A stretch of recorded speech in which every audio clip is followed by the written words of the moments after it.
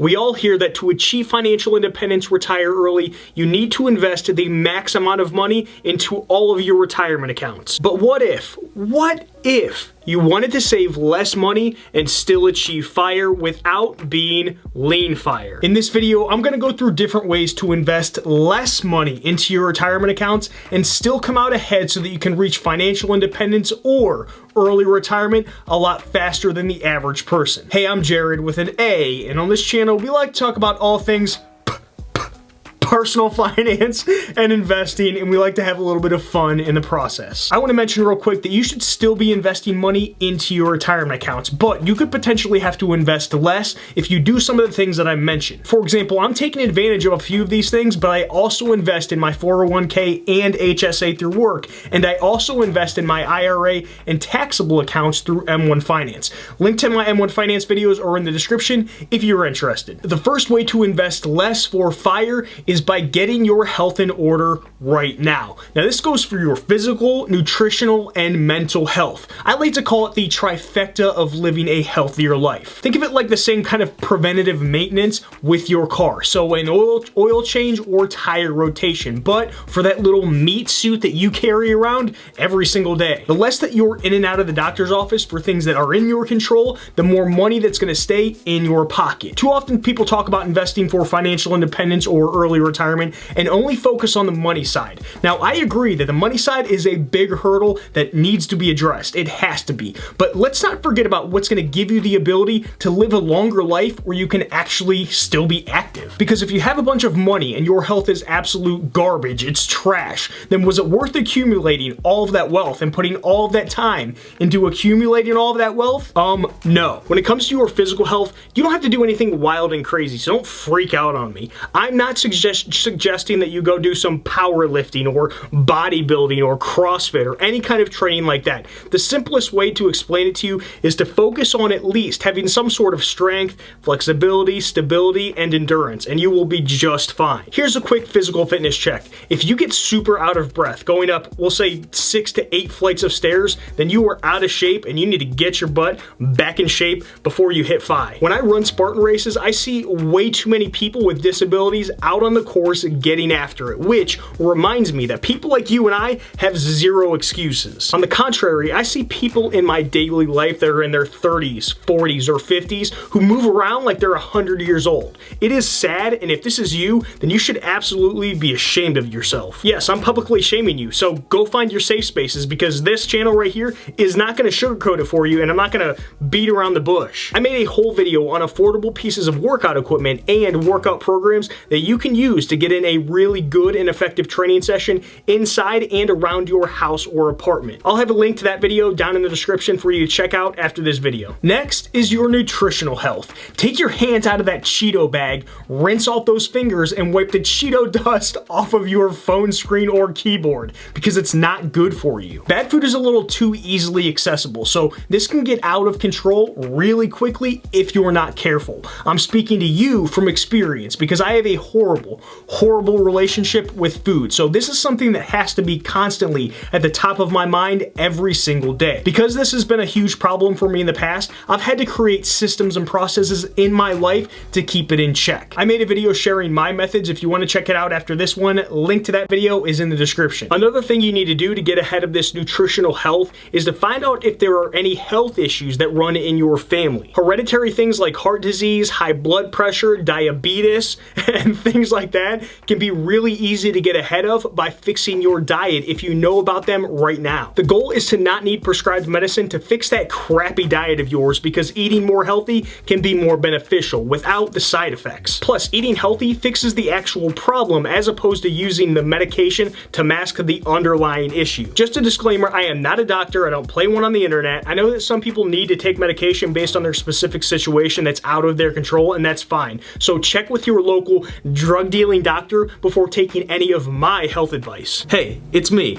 I'm recording this video that you're watching right now and I realized that I didn't say to please Hulk smash that thumbs up button. The next way to invest less money for financial independence in your retirement accounts is by spending less of it on car purchases. My solution would be to use the method I coined, the car hacking strategy. Now don't worry, because you can actually still buy cars with this strategy, but in the long run, you're spending less money out of your pocket and spending less money from your retirements to buy new cars. Not everyone is gonna walk or ride a bike everywhere. I personally am not one of those people. Sure, it can be done for some things, but the vast majority of us are gonna need a vehicle of some sort. Okay, speed walkers and bikers, go ahead and voice your concerns in the comments below, telling us how we're all dumb for even owning a car, because I know you're gonna do it anyway, so let's just get it over with. The car hacking strategy is a way for you to invest a certain amount of money over a certain period of time, never have to invest another dollar again, and get a new car every 8 years. It would take me another 10 minutes to lay out the exact plan, so I won't cover that in this video, but if you want to see me walk through the whole process and the numbers,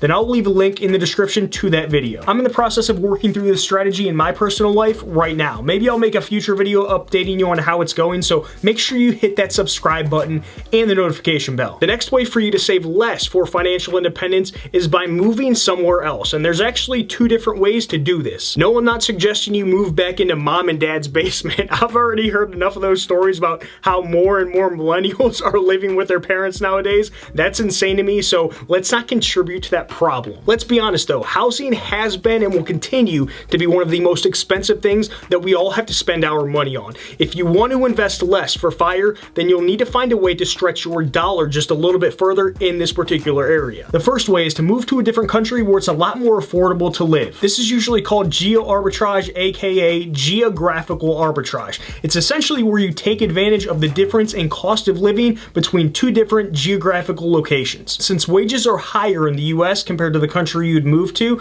then you can use that to your advantage. You'll be earning, saving, and investing based on the US economic system, but your expenses will be based on the less expensive country where you plan to move. So you win. Sometimes we forget because we're stuck in this United States bubble, but the world is a really, really big place, which means there are a ton of places for you to potentially move that cost a lot less. There's probably a lot more than you even realize. I have a map hung up in my garage gym, and every time I work out, I just sit there and stare at the world map because it's insane how many different little cities and countries there are out there. Your next thought might be, well, Jarrad, since the world is so big, how am I supposed to narrow the options down and get a little bit more info on each of them? Luckily, there's a lot of people out there working from the road called digital nomads. Now, these digital nomads like to share things from their travels that'll help you get all of the details that you need. A great resource you can use is a website called nomadlist.com. On this website, you can find out more than enough details on every city that you might be interested in. Now, before you plan your whole life around moving to a city that you have in mind, you need to actually visit that city before you throw all the chips in. I know this seems obvious, but leading up to the point where you hit financial independence, this future home needs to be your new vacation spot every single year. Think of this as a way for you to test out your future life. On these vacations, you need to spend your time like you're basically living there right now. You should talk to the local people, visit the local grocery stores, pretend like you're grocery shopping there, check out the local festivities or festivals if they have anything going on, and anything else that you want to plan on doing while you live there. If you decide that you don't want to live here, then no big deal. You just cross something off your list, but pick a new spot and go there for your next vacation the next year and the following years after that. If moving out of the country does not sound appealing to you at all, then no worries. You can always look into moving to a different city within your current state, or even moving to a whole different state. The difference between cost of living from state to state and even city to city is absolutely nuts. The price of a home in Los Angeles is more than double the national average. On the other hand, there are great places to live where the cost of living is well below the national average. Just like if you plan to move out of the country, you need to vacation in the city or state that you want to move to every single year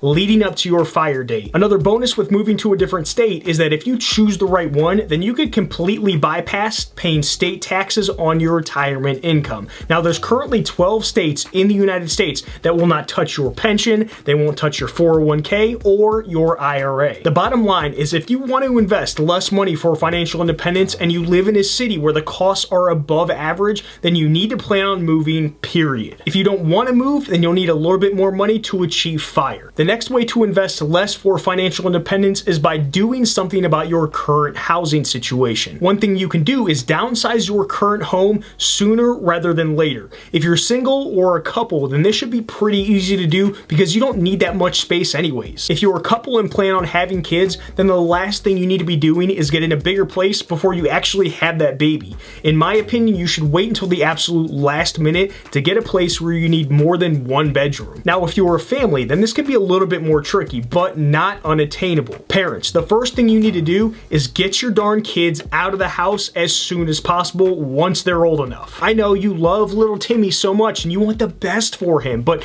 they'll learn some responsibility a lot faster the sooner you force them out into that situation. You supported them for the first 18 years of their life, so now it's time to cut them off. Get out there and make something of yourself, little Timmy. Once your kids are out of the house, you need to downgrade as soon as possible. Staying in a 2 or 3 plus bedroom home when there's only 2 people living in it is going to slow down your goal of reaching financial independence as soon as possible. I'm not completely against you staying in a 2 plus bedroom home, but if you do, then just try to move to a home that is going to be a lot cheaper. If you have zero interest in moving, then you might want to think about paying off your home before you reach financial independence. If you get it taken care of now, then that's one less payment that you need to make, which means that that's less money that you'll need to pull from your investment accounts every single year. Paying off your mortgage is not for everyone. For example, I'm not interested at all in doing this, but if I were trying to invest less to reach FIRE faster, then this might be one of the options that I would entertain. This one you need to really think about, but it is an option. You can always opt to receive Social Security as soon as possible. At this point in time, 62 is the earliest age that you can start collecting this money. 66 is technically considered full retirement age. If you do this, then you of course don't need as much money in your FIRE nest egg to get you by. Keep in mind that the earlier you take this money, the less you'll receive per month.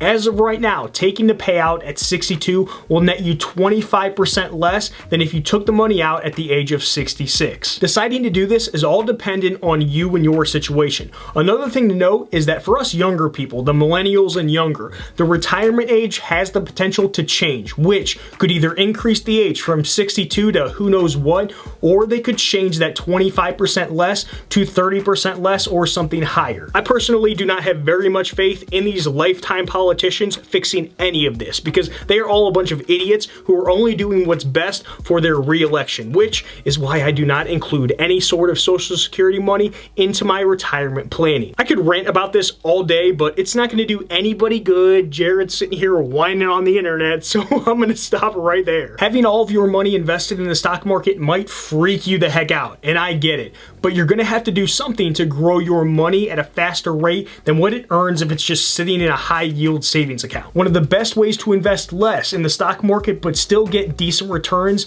is through buying cash flowing rental properties. The more wealthy people I study, the more I notice that a lot of them are diversified with their investments. Most of them have some portion of their portfolio in real estate of some sort. Think about it, owning a physical asset that pays you every single month sounds like a slam dunk. It's basically like owning shares of an index fund, but you actually have more control over the type of money that you make. The revenue streams from owning rental properties are absolutely insane as well. Just to name a few, you can make money from the monthly rent payments from your tenants, you can make money from appreciation on the home, you can even benefit on your taxes. I'm currently in the beginning stages of investing in real estate to help diversify myself a little bit more. As I go through this process for myself, I plan on sharing more about that whole adventure. It is a little overwhelming and it's scary, to be honest with you, since I don't know much about it, but it's also exciting as well. Check out these videos to your left. The top one will take you to a playlist of all my financial independence retire early videos.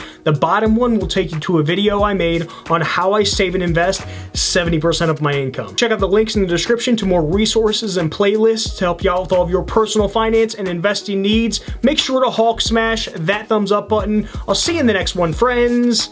Adios.